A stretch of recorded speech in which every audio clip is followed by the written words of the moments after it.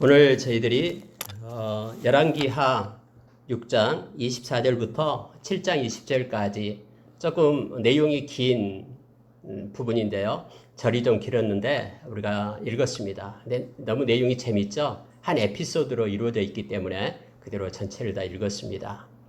여러분 이 말씀을 읽으면서 여러분은 어떤 마음 가운데 자리하고 있었습니까?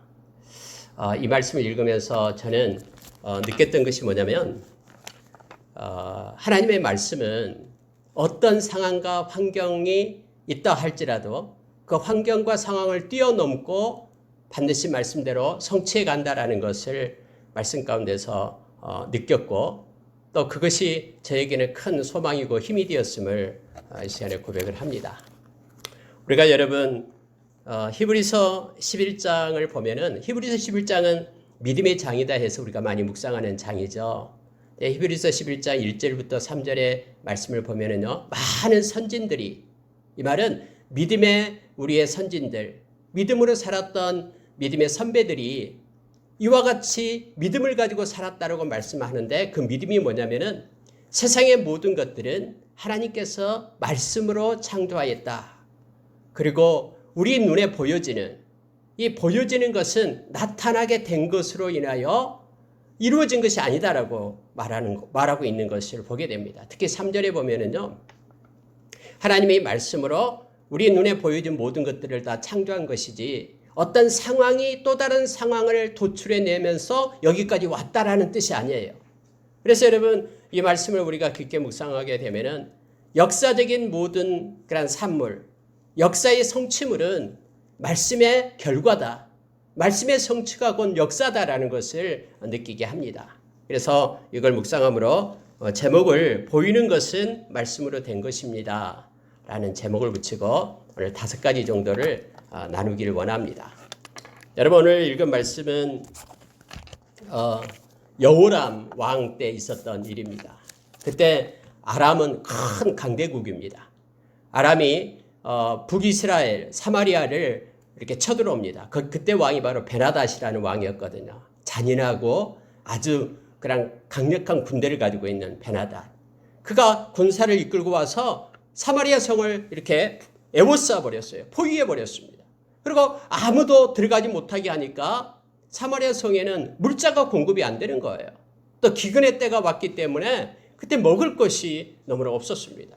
오늘 우리가 읽어보니까는 얼마나 먹을 것이 없었으면은 보니까 여인들이 이렇게 합의를 하잖아요. 오늘은 당신 아들 삶아 먹고 내일은 또 당신 아들 삶아 먹고 뭐 그렇게까지 하는 정말로 엄청난 어떻게 말로 할 수 없는 아니 얼마나 기근이 심했으면은 자기 자식을 갖다 삶아 먹는 그런 때까지 내려가잖아요. 정말로 그랬어요. 보니까 성안에 이제 왕이 있었는데 여호람은 아합의 아들이었죠. 그 악한 왕 아합 왕의 아들이었는데요. 이 왕이 성안에 있었는데 성안에 보니까 말도 5필밖에 없어요. 한 나라에 말 5필밖에 없다라는 것은 얼마나 혹독했는가를 알 수가 있습니다. 거래를 하는데 성경에 오늘 읽었던 말씀처럼요. 거기에 나오죠. 나귀머리 하나가 은 80세겔에 팔렸다라고 말합니다. 원래 이 나귀머리다라는 것은 부정한 동물이어서 잘 먹지도 않거든요. 근데 하다 먹을 것이 없으니까 먹을 것도 없는 나귀 그 머리 하나가 80세겔에 팔릴 정도로 정말로 혹독하죠. 특히 비둘기똥에 대해서 나오잖아요. 비둘기똥 보니까 4분의 1값 이것이 5세겔에 무슨 비둘기똥이 어디에 썼는지는 모르겠습니다만 그것도 아마 먹었나 봐요. 뭐 어디에 약에 썼는지 모르겠습니다만 어쨌든 하찮은 것까지도 이 은 5세겔에 이렇게 팔릴 정도로 엄청나게 경제적으로 어렵고 힘든 상태가 그들에게 지금 주어진 거예요. 고난의 때가 온 거예요. 이런 엄청난 고난의 때가 지금 사마리아 성에 온 것입니다. 이러한 상태에 있었어요. 막 이제 사마리아 성을 이제 왕이 걸어갈 때 한 여인이 붙잡고 막 좀 도와달라고 한데가 도와달라는 얘기가 뭐냐면은 어제는 내 아들 삶아 먹었는데 이제 삶아 먹을 하니까 저 사람이 자기 아들을 감췄다라고 진짜 말도 안 되는, 우리가 생각하면 지금 말도 안 되는, 자기가 죽었으면 죽었지 어떻게 자식을 죽여서 삶아 먹습니까? 그런 정말로 아무리 고난의 때라고 해도 말도 안 되는 그런 죄악이 이렇게 나타나고, 이제 뭐 죽게 되니까는 이것저것 생각하지 않는 그런 막 가는 그런 모습의 그런 상황들이 펼쳐지고 있음을 지금 보게 됩니다. 왕을 붙잡고 얘기하니까 왕이 하는 얘기가 내가 무엇을 하겠느냐라는 거예요. 내가 무엇을 하겠느냐? 하나님이 그렇게 행하지 않는데 내가 무엇을 하겠느냐 하면서 그렇게 막 왕이 막 분노를 하기 시작합니다. 근데 왕의 아내는 왕복을 입고 있었는데 아내는 굵은 베옷을 입고 있었다라고 지금 성경이 말해주고 있죠. 막 그런 왕이 이제 그런 상태에 있어요. 지금 사마리아 상태가 바로 그렇습니다. 그러면서 왕은 막 분노를 하는 거예요. 이 엘리사를 죽여야 된다고. 만약에 그놈이 목이 지금 있다 그러면은 내가 저주를 받아야 된다. 왜냐면요, 6장 앞에를 보면은 아람 군대가 그 전에 쳐들어왔거든요. 근데 엘리사가 그들의 눈을 멀게 해버리잖아요. 그리고 그들을 끌고 사마리아로 데리고 가서 사마리아에 다 모아놓은 거예요. 아람 군대를. 그러니까 이 여호람 왕이 이들을 어떻게 했으면 좋겠냐라고 엘리사한테 물었어요. 엘리사가 그들 죽이지 말고 뭐 떡을 주고 또 잔치를 벌려가지고 그들 갖다 맛있게 먹이게끔 해서 보내라 이렇게 했거든요.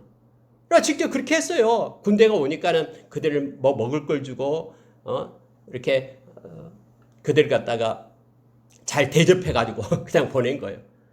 그랬더니 성경에 보니까는 우리가 위에 나오고 있잖아요. 떡과 물을 주어서 먹게 하고 보냈는데 그대로 그들이 와서 몇 년간은 쳐들어오지 않았어요.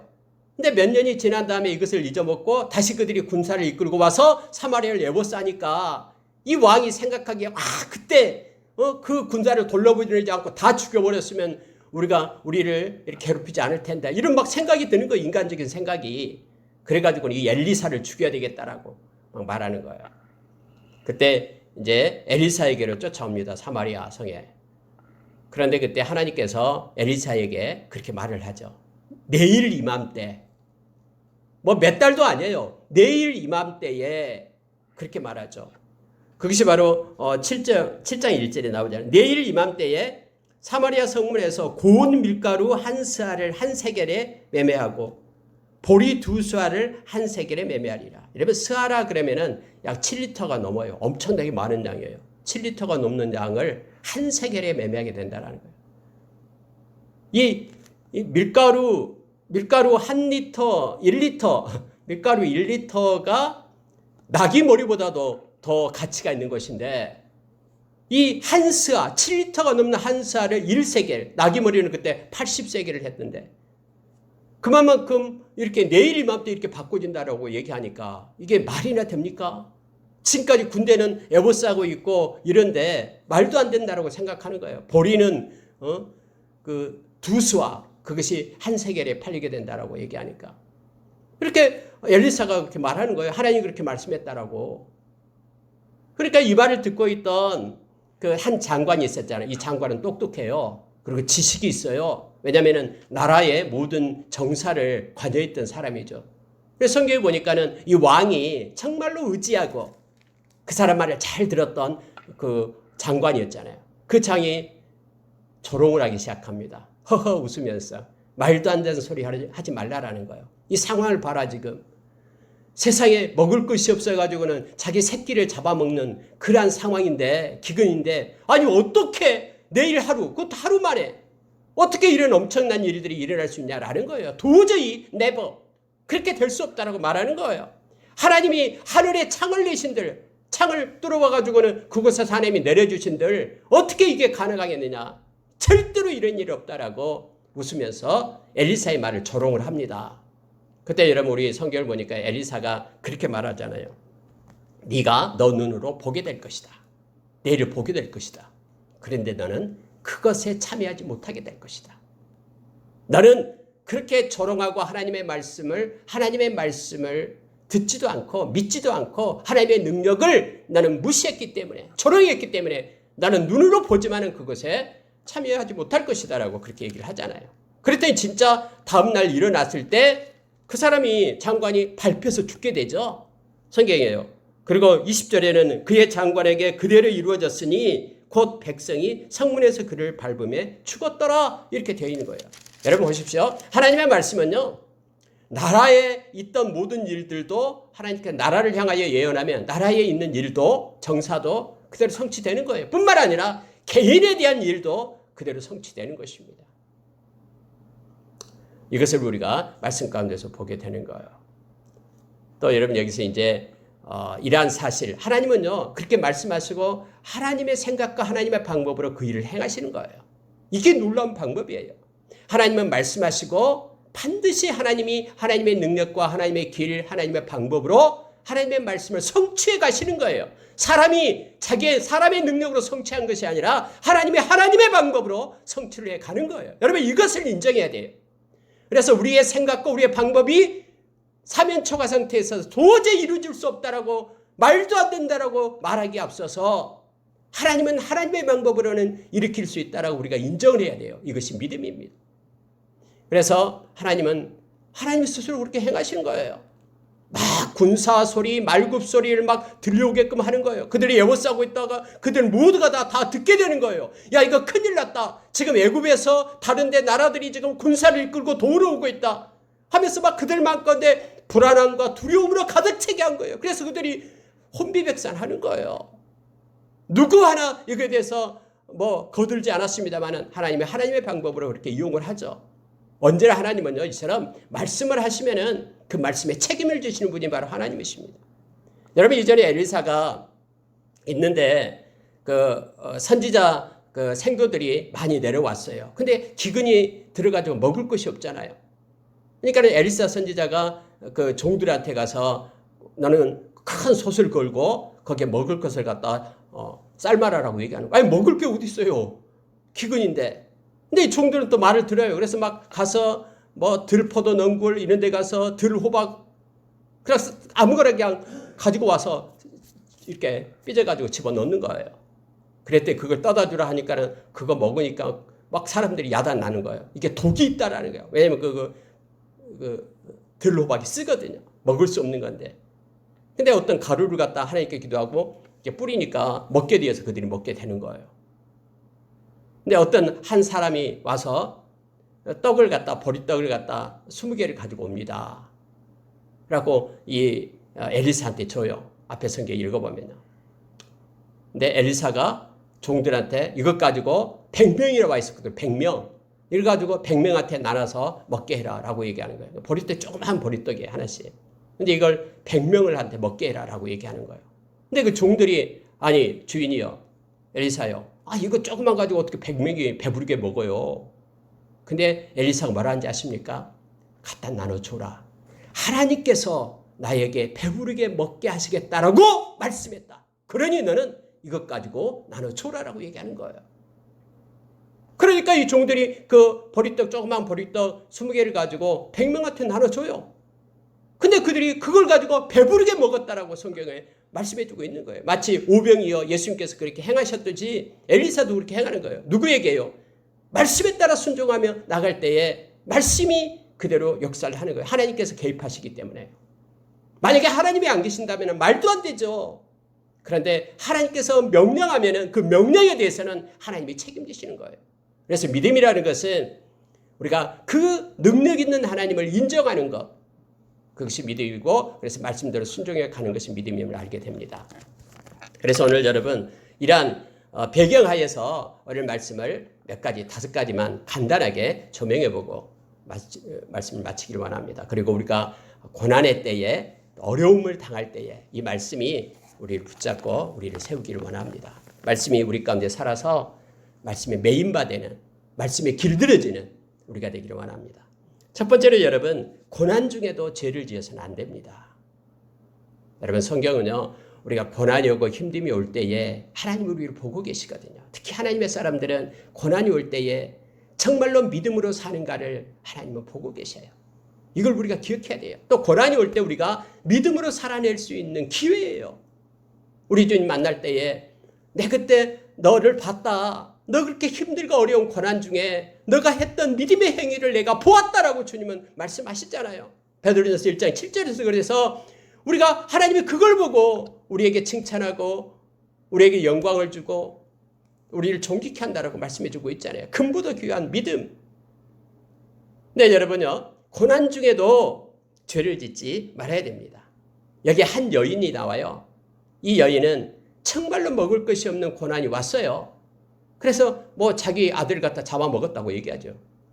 근데 또 다음날 그 아들을, 다른 사람 아이를 잡아먹자고 했는데 다 숨겨버리니까 막 그것 때문에 왕한테 와서 시비하고 하는데 우리가 말도 안 되죠. 차라리 죽으면 죽을지언정. 이들은 하나님의 백성이었잖아요. 하나님을 바라보고 내가 고난이 오고 기근이 온다고 해서 배고파 죽겠어도 아니 그 잡아먹을 힘은 있잖아요. 그럼 아직까지는 힘이 있는 거잖아요. 어떤 고난 중에도요 우리가 죄를 짓지 말아야 됩니다. 이 여인을 한번 생각해 보시기 바랍니다. 갈라디아서 6장 9절에서는요. 그러니까 선을 행하되 낙심하지 말지니 포기하지 아니하면 때가 이름에 거두리라라고 얘기합니다. 포기하지 않고 끝까지 인내하면서 견뎌내야 되는 거예요. 그러면은 하나님께서는 그걸 보시고 반드시 회복시키고 성취시켜 주신다라고 약속을 했습니다. 우리가 여러분 베드로 사도가 베드로전서 5장 10절에서 그렇게 말하고 있잖아요. 참 그 말씀이 너무 좋습니다. 묵상하면요.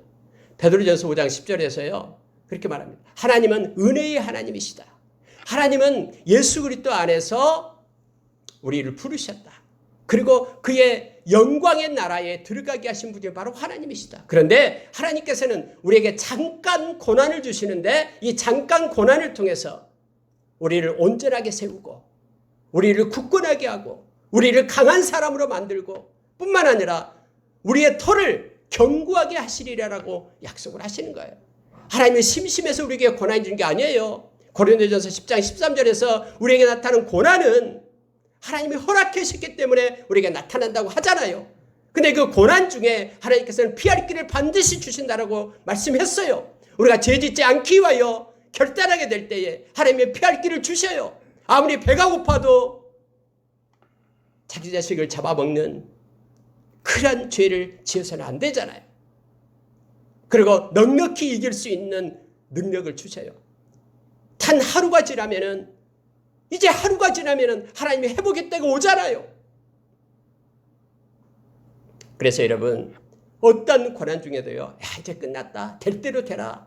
이렇게 마음을 놔버리서는 안 됩니다. 특히 하나님의 백성은 어떤 고난도 하나님의 허락하에 있고 하나님은 우리를 반드시 책임지겠다라고 내가 너희를 돌보겠다라고 약속했기 때문에 떠나지 않고 함께하겠다라고 약속했기 때문에 그 말씀을 붙잡고 고난 중에도 죄 가운데 있으면 안 됩니다.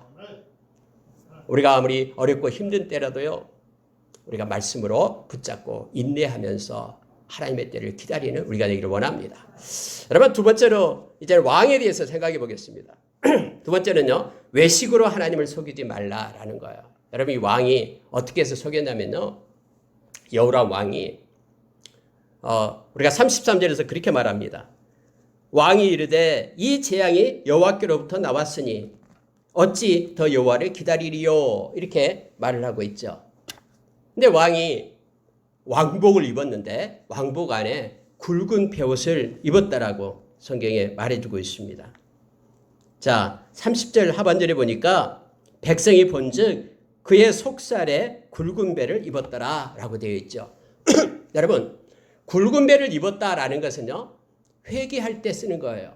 슬픔이 오고 회개하고 잘못했습니다 할 때 굵은 베옷을 입고요. 죄를 뒤집어 쓰고 하나님 앞에 앉아서 회개하는 것이 바로 굵은 베옷을 입은 그런 이유죠. 근데 왕은 굵은 베옷을 입었는데 겉에는 왕복을 입고 있었다라는 모습을 보게 됩니다. 아니 이게 어째서 이게 외식하는 모습으로 보이는 겁니까? 라고 말할지 모릅니다만은 왜냐면요. 회개하는 자는 하나님 앞에 겸손해지잖아요. 그리고 모든 결과에 대해서 하나님 앞에 엎드려 기도하면서 자기 탓으로 왕이니까 자기 탓으로 돌리면서 자기의 죄를 회개해야 되잖아요. 이 여호람 왕은 그의 아버지가 아합이었잖아요. 아합이 여러분 어땠습니까? 바알상, 아세라상을 너무나 열심히 섬겼죠. 그의 아내가 이세벨이었는데 이세벨은 그런 바알을 섬기는 그런 왕의 딸이었잖아요. 그래서 여러분 이 여호람도 역시 곳곳에 하나님 대신에 그런 가증한 것들을 섬겼던 왕이었잖아요. 그럼 이러한 재앙이 올 때는 굵은 볕을 입었으니까 이건 회개하면서 회개 자리에 앉아서 하나님 앞에 엎드려 용서를 구해야 되는데, 그런데 겉모습은 사람들 보기에 회개하는 척 한 거예요. 재난이 오니까 하나님을 속이기 위해서 하나님 나 이렇게 회개합니다. 이제는 긍휼을 베풀어 주십시오라고 겉모습만, 중심은 그렇지 않고 겉모습만 그렇게 한 거예요. 왜냐하면 우리가 31절에서 왕이 이르되 사밧의 아들 엘리사의 머리가 오늘 그 몸에 붙어 있으면 하나님이 내게 벌 위에 벌을 내리실지로다 하니라. 이것으로 봐서 그는 회개한 자가 아닙니다. 엘리사, 하나님의 말씀을 전하는 그 엘리사, 그를 갖다 죽이려고 하잖아요. 겉모습은 이렇게 굵은 베옷을 입지만은 그 위에 왕의 옷이 더 먼저입니다. 왕의 옷으로, 차라리 왕의 옷을 벗어놓고 굵은 베옷을 입고 신하들과 함께 하나님 앞에 엎드려 하나님이 잘못했습니다, 긍휼을 베풀어 주십시오 라고 기도의 자리로 나가야 되잖아요. 그런데 왕은 그 굵은 베옷 위에 그의 왕복을 입고 나가는 것이었습니다. 여러분, 우리가 고난이 올 때에요, 두 가지로 나타납니다. 우리가 계시록에 보면은 힘들고 어려움이 닥치면은요, 그것 가지고 회개하는 사람이 있는 반면에 어떤 사람은 그것 때문에 오히려 더 원망하고 불평하고 남의 탓으로 돌리는 사람이 있어요. 회개하지 않는 사람요. 왕도 역시 동일했음을 보게 됩니다. 여러분, 우리 주님이 그토록 싫어하는 것이 뭐냐면은 이 외식이잖아요. 외식, 위선. 그래서 예수님께서도 산상수훈에서 마태복음 6장에서 그렇게 말하잖아요. 막 기도한다고, 또 구제한다고, 그리고 금식하면서 사람들에게 그렇게 막 보이려고 하는 것. 우리 주님 그렇게 말했잖아요. 이미 사람에게 보이려고 하고 사람을 두려워하는 것, 그것은 외식이다 이거예요. 하나님 앞에 보이려고 해야지 사람한테 그렇게 행하는 것은 다 외식이다라고 말합니다. 막 경건한 척 하지만은 외식이다. 그래서 예수님께서 마태복음 23장에서는 뭐 6번에 걸쳐서 말하잖아요. 화 있을진저 외식하는 서기관과 바리새인들이여 하면서 말합니다. 그들 막 겉으로는 뭐 11조하고 못도하고 막 채소까지도 11조하고 23절이 막 그렇게 나오잖아요. 하루에도 막 2번씩 금식하고 막 이렇게 행하는 거예요. 그런데 우리 주님은 말하잖아요. 외식하는 자여, 화가 있도다 너에게. 외식하는 벌에 처하게 될 것이다 하면서 멸망당할 것을 말하고 있는 거예요. 그토록 싫어하거든요. 속과 겉이 틀린 것. 마음의 중심으로부터 하나님 옆에 나와 회개를 해야 되는데 그렇지 않고 겉모습만 가지고 행하는 것, 이것을 고난의 때에 특히 벗어내야 됩니다. 여러분, 이건 중요합니다. 고난이 준 이유가 우리의 중심이 하나님께로 돌아오기를 하나님이 원하셨거든요. 그렇기 때문에 그래요. 그런데요, 마지막 때가 되면은 우리가 디모데후서 3장 5절에 보니까는 사람은 경건의 모양은 있지만은 경건의 능력은 부인하는 자다, 이렇게 나오죠. 많은 사람들이요, 경건의 모양은 있어요. 성경책 끼고 다니면서 또 이렇게 예수 믿는다라고 말하면서 경건의 모양은 막 보여요. 거룩한 척 그렇게 보여요. 그러나 그의 중심이 하나님께로 돌이키지 않는다면, 메타노이아, 이 회개라는 것은 중심이 하나님께로 돌이키는 거예요. 이것이 없다 그러면은 이것은 위선이고 가짜 회개임을 말해주고 있습니다. 그런데 세상은 점점 겉모습만 그렇게 되어간다라고, 그렇게 디모데후서 3장 5절에서 우리에게 말해주고 있습니다. 고난의 때에 우리가 이 왕처럼 외식으로 하나님을 속이지 말아야 되는 것입니다.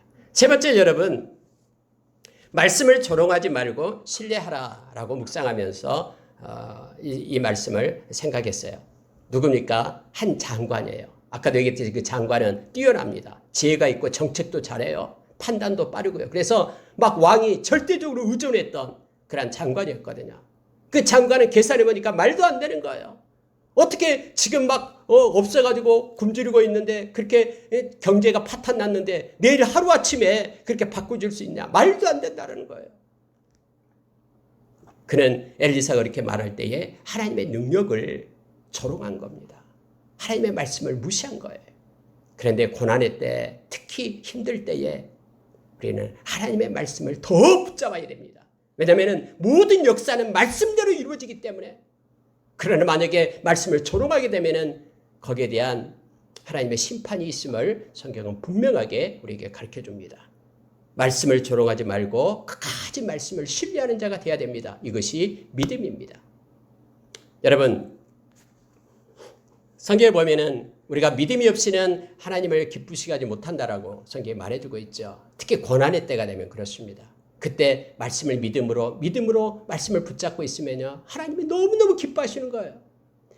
살아계신 것을 믿어야 될 때나 하나님을 찾는 자들에게 상 주시심을 믿어야 된다라고 히브리서 11장 6절에서 우리가 가르쳐 주잖아요. 그러니까 고난이 오면요, 살아계신 하나님을 믿는 거예요. 하나님, 지금 형편은 이렇지만은 하나님께서 말씀대로 성취하시고 이루어 주실 줄 믿습니다. 살아계셔서 역사해 주십시오. 뿐만 아니라 제가 하나님을 찾습니다. 하나님의 손을 구합니다. 상 주신다고 약속했기 때문에 하나님 말씀대로 허락해 주십시오. 이게 고난의 때에 하나님의 백성들이 할 수 있는 거잖아요. 그러나 고난의 때에 말씀을 조롱하면 안 됩니다. 여러분, 베드로후서 3장 1절부터 7절의 말씀을 보면은 고난의 때가 오면요, 말씀을 조롱하는 이들이 나타난다라고 성경은 말해요. 어디 하나님이 살아있냐? 하나님이 살아있으면 이렇다냐? 하나님이 살아있는데 어떻게 이럴 수 있어? 라면서 말씀을 조롱하는 이들이 나타나요. 뭐 예수님이 다시 오신다고? 말도 안 돼. 하면서 조롱하는 이들이 나타난다라고 말하고 있습니다. 그들은 하나님께서 말씀으로 모든 세상을 창조했다는 것도 부인해요.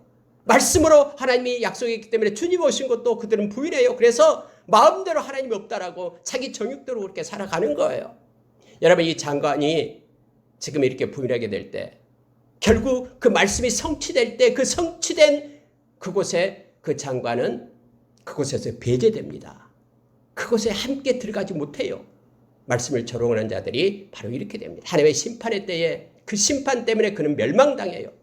우리가 여러분 요한계시록 21장 8절에 보면은 천국에 들어가지 못하고 불못에 던져지는 자들이 8가지 대표적인 게 나오잖아요. 그 중에 뭐냐면 믿지 아니하는 자.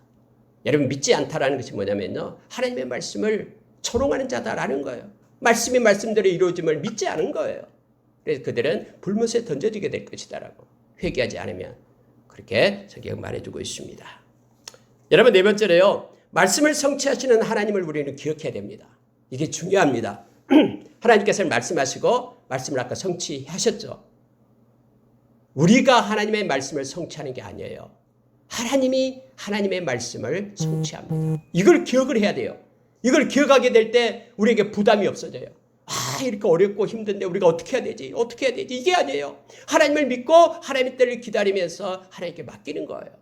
하나님은 이사야서 55장 8절 9절에서 그렇게 말씀했잖아요. 나의 길은 사람의 길과 다르다. 나의 생각은 사람의 생각과 다르다. 나의 생각이 얼마나 좋은 줄 아냐 하면서 말하잖아요. 하늘이 땅에서 높은 같이 나의 길과 나의 생각은 너희들이 상상할 수 없을 만큼 높다라는 거예요. 하나님께서는 그렇게 말씀했습니다. 에레미야서 33장 2절에서 하나님은 일을 행하시는 여호와, 만들어 성취하시는 여호와가 말한다라고 말합니다. 하나님은 뒷짐짓고 보고 구경하는 분이 아니라 하나님이 일을 행하신다라고 얘기합니다. 만들어서 성취하시는 하나님이심을 우리에게 말씀해주고 계시잖아요. 그래서 어떤 방법이 없을 때에, 예를 들어서 지금 이와 같이 사마리아 성은 적군들로 에워싸있고 성 안에는 먹을 것이 하나도 없고 배고파 죽고 이런 상태에 있잖아. 그럼에도 불구하고 하나님이 말씀했으면은 말씀대로 이루어진다라고 우리는 믿는 거예요. 우리의 방법을 들이대지 말고, 우리가 어떻게 해야 된다라고, 우리의 계획이 없다라고 그것 때문에 의지하지 말고, 하나님께 우리는 말씀을 성취하시는 하나님을 기억하면서 나가야 됨을 성경 가르쳐 줍니다. 하나님이 직접 그렇게 하셨잖아요. 막 바람소리, 말소리, 막 군사소리, 그런 소리를 들리게 해가지고 하나님이 사용하는 방법 중에 하나예요. 하나님의 두려움을 줘요. 여러분, 마음 가운데 마음도 하나님을 창조했기 때문에 두려움을 주면은요, 견뎌낼 수가 없는 거예요. 다음에 여러분, 히스기야 때 사내립이 18만 5천 명을 데리고 오잖아요. 하나님이 그들이 활 하나도 예루살렘 속으로 쏘지 못할 것이다. 이렇게 말할 때에 하나님은 그대로 성취해 나가잖아요. 18만 5천 명이 다 죽어버리잖아요. 하나님의 군대에 의해서. 그러니까 하나님의 생각과 길은요, 우리의 생각을 뛰어넘어요. 그래서 우리가 근심되고 우리가 염려되고 하는 게 있잖아요. 빌립보서 4장 6절의 말씀처럼. 모든 일에 이렇게 근심과 염려가 올 때 염려하지 말고 하나님께 맡겨라라고 말씀하잖아. 그리고 감사함을 하나님께 아뢰면은 모든 지각에 뛰어난 하나님의 평강, 지각에 뛰어난다라는 것은요, 그 길과 생각이 우리가 상상할 수 없다라는 거예요. 그 하나님의 방법으로 하나님께서 우리 마음의 평강과 우리 생각의 평강과 기쁨을 주시겠다고 약속하시는 것이죠. 그래서 하나님이 일을 성취하신다. 이걸 기억하게 될 때 아무리 어려운 순간에도 우리가 힘이 생기는 거예요. 아, 하나님이 하시지. 하나님이 이렇게 약속하신 거 하나님이 하시지. 우리의 힘을 하는 거 아니지. 그래서 하나님께 의지하고 나갈 수 있다는 겁니다. 마지막으로 여러분, 말씀 성취의 통로가 되라라는 것을 말씀드립니다.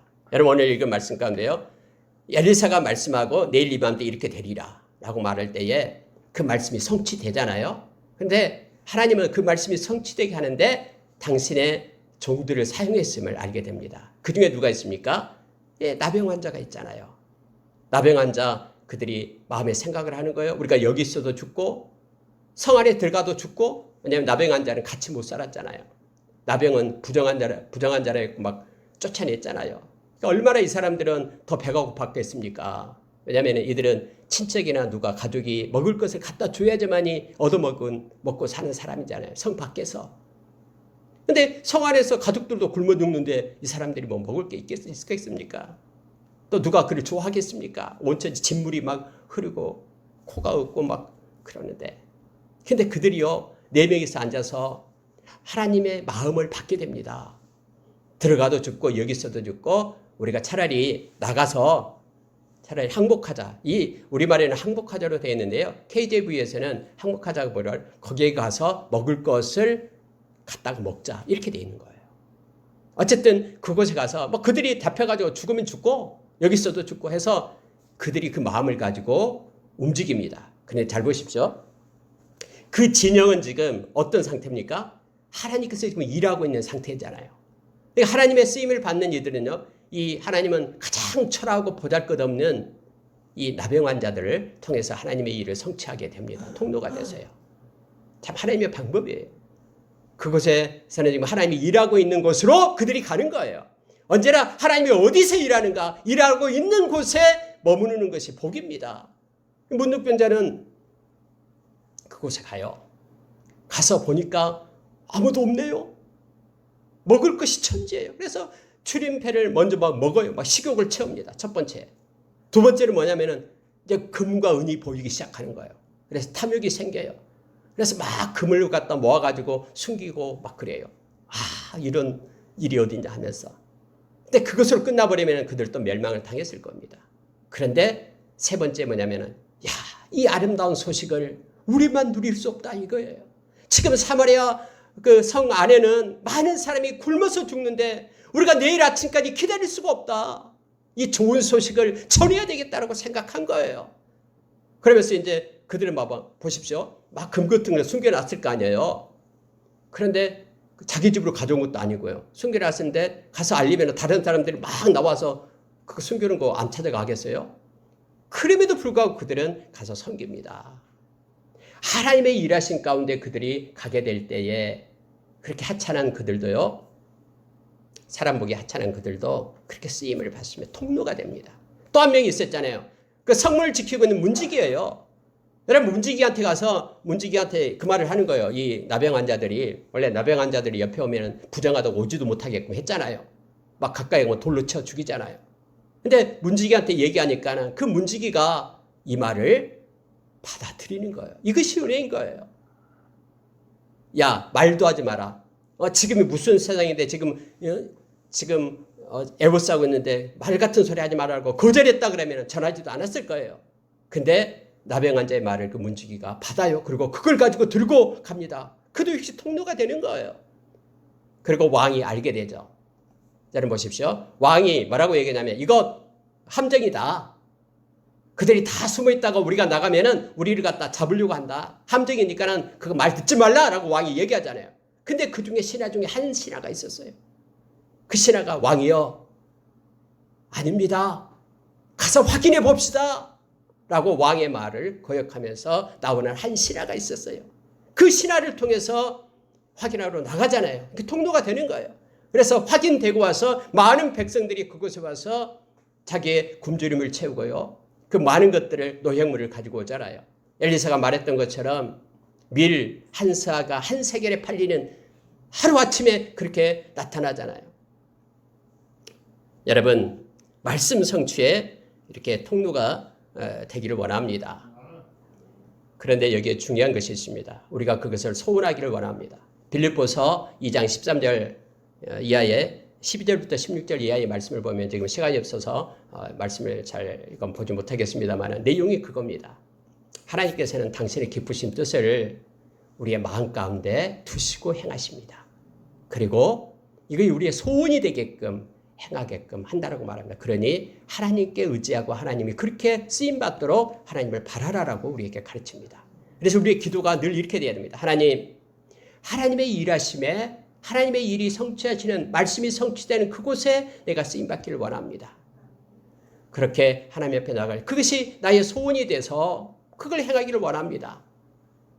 이렇게 하나님 앞에 기도하며 우리가 나가기를 원합니다.